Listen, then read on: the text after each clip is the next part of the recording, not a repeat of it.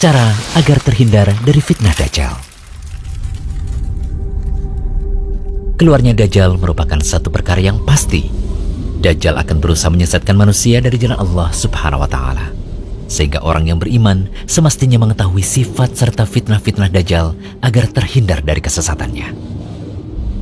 Pengetahuan tentang kiat agar kita terlindungi dari fitnah Dajjal sangatlah penting, karena kita semua menyadari bahwa saat ini kita hidup di akhir zaman. Siapa saja yang nanti akan bertemu Dajjal, bisa saja ia akan terpedaya oleh fitnahnya dan menjadi pengikutnya.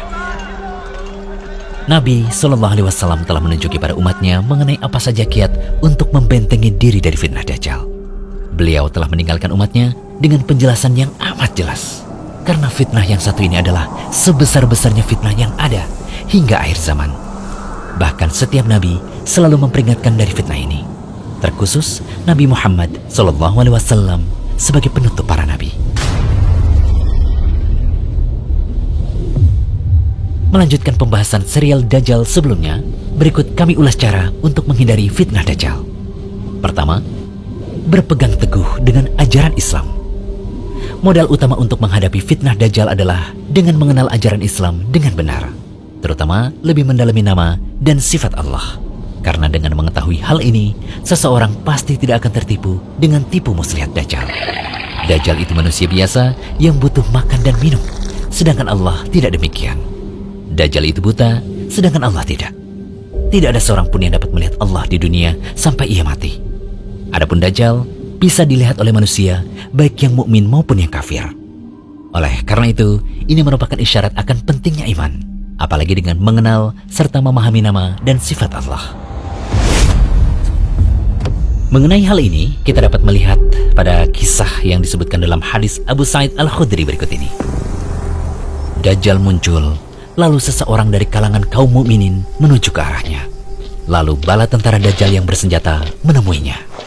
Mereka bertanya, "Mau kemana kamu?" Mukmin itu menjawab, "Hendak ke orang yang muncul itu." Mereka bertanya lagi, "Apa kamu tidak beriman kepada Tuhan kami?" Mukmin itu menjawab, "Rob kami tidaklah samar." Mereka berkata, "Bunuh dia." Lalu mereka saling berkata satu sama lain, "Bukankah Tuhan kita melarang untuk membunuh seseorang tanpa perintahnya?" Mereka membawanya menuju Dajjal. Saat orang mukmin melihatnya, ia berkata, "Wahai sekalian manusia, inilah Dajjal yang disebut oleh Rasulullah SAW. Lalu Dajjal memerintahkan orang itu untuk dibelah. Ia berkata, "Ambil dan belahlah dia." Lalu punggung dan perutnya pun dipenuhi pukulan. Kemudian Dajjal bertanya, "Apa kamu tidak beriman kepadaku?" Mukmin itu menjawab, "Kamu adalah Al-Masih, pendusta." Lalu Dajjal memerintahkannya untuk digergaji dari ujung kepala hingga pertengahan antara kedua kaki. Kemudian Dajjal berjalan di antara dua potongan tubuh itu, lalu berkata, "Berdirilah."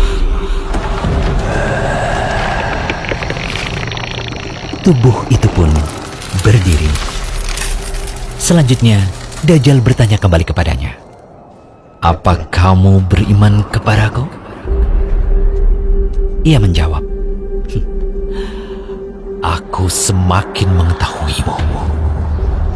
Kemudian orang mukmin itu berkata, "Wahai sekalian manusia, sesungguhnya Dajjal tidak akan bisa berbuat seperti ini lagi kepada siapapun setelah aku." Lalu Dajjal mengambilnya untuk disembelih. Tetapi Allah menjadikan anggota badan yang berada di antara leher dan tulang belakang itu seperti tembaga atau perak, sehingga Dajjal tidak mampu membunuhnya. Kemudian Dajjal memegang kedua tangan dan kakinya, lalu dilemparkan. Orang-orang mengiranya dilemparkan ke neraka, tetapi sesungguhnya ia dilemparkan ke surga. Setelah itu Rasulullah SAW bersabda, "Dia adalah manusia yang kesaksiannya paling agung di sisi Rabb seluruh alam. نعم الثواب وحسنت مرتفقا. Kedua, berlindung pada Allah dari fitnah Dajjal, terkhusus dalam sholat. Dari Abu Hurairah radhiyallahu anhu, Rasulullah SAW bersabda, jika salah seorang di antara kalian melakukan tasyahud, mintalah perlindungan pada Allah dari 4 perkara. Allahumma inni a'udzubika min adzabi jahannam wa min adzabil qabr wa min fitnatil mahya wal mamat wa min syarri fitnatil masihid dajjal. Ya Allah, aku meminta perlindungan padamu dari siksa jahanam, dari siksa kubur, dari fitnah hidup dan mati, dan dari kejelekan fitnah Al-Masih Ad-Dajjal. Alhamdulillahilladzi anzala ala abdihi al-kitaba wa lam yaj'al lahu 'iwaja. Ketiga, menghafal surat Al-Kahfi. Nabi SAW telah memerintahkan untuk membaca awal-awal surat Al-Kahfi agar terlindungi dari fitnah Dajjal. Dalam riwayat lain disebutkan akhir-akhir surat Al-Kahfi yang dibaca. Intinya surat Al-Kahfi yang dibaca bisa awal atau akhir surah. Dan tentu yang lebih sempurna adalah menghafal seluruh ayat dari surah tersebut. Dari Abu Darda, ia berkata bahwa Nabi SAW bersabda, barang siapa menghafal 10 ayat pertama dari surat Al-Kahfi, maka ia akan terlindungi dari fitnah Dajjal. Hadis riwayat Muslim. Dari An-Nawas bin Sam'an, ia berkata bahwa Rasulullah SAW bersabda, barang siapa di antara kalian mendapati zamannya Dajjal, bacalah awal-awal surat Al-Kahfi. Hadis riwayat Muslim.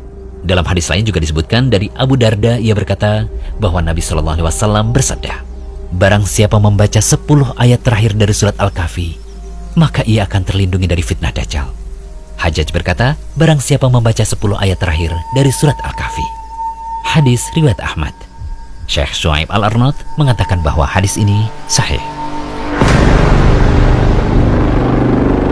Imam Nawawi rahimahullah berkata, kenapa yang dianjurkan untuk dibaca adalah surat Al-Kahfi? Karena di awal surah tersebut terdapat ayat-ayat yang menakjubkan. Siapa yang mau merenungkannya, niscaya ia akan terlindungi dari fitnah Dajjal. Di dalam surah Al-Kahfi, sungguh banyak kisah-kisah yang dapat dijadikan ibrah. Mulai dari kisah penghuni gua, kisah Musa dan Khidir, dan kisah Dzulqarnain, juga terdapat penetapan hari kebangkitan. Oleh karena itu, sudah sepantasnya surat ini dibaca, difahami maknanya, dan lebih baik lagi dihafalkan. Keempat, menjauh dari Dajjal. Saat Dajjal keluar, jangan sesekali mencoba mendekat. Meski kita memandang ilmu dan iman sudah dirasa cukup. Karena bisa jadi seseorang menyangka bahwa ia memiliki iman yang kokoh, namun ia terperangkap syubhat Dajjal.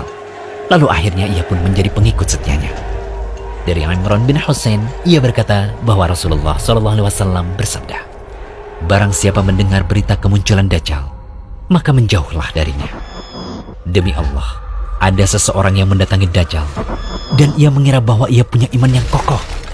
Namun malah ia yang menjadi pengikut Dajjal, karena ia terkena syubhatnya ketika Dajjal itu muncul. Hadis riwayat Abu Daud dan Ahmad. Syekh Albani mengatakan bahwa hadis ini sahih. Semoga pemaparan kami ini bisa menjadi peringatan serius bagi kaum muslimin untuk benar-benar memperbanyak amalan-amalan tadi agar kita diselamatkan oleh Allah dari fitnah Dajjal.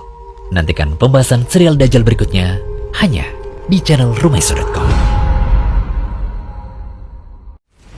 Jangan lupa kunjungi Rumaysur.com, update setiap hari, insya Allah.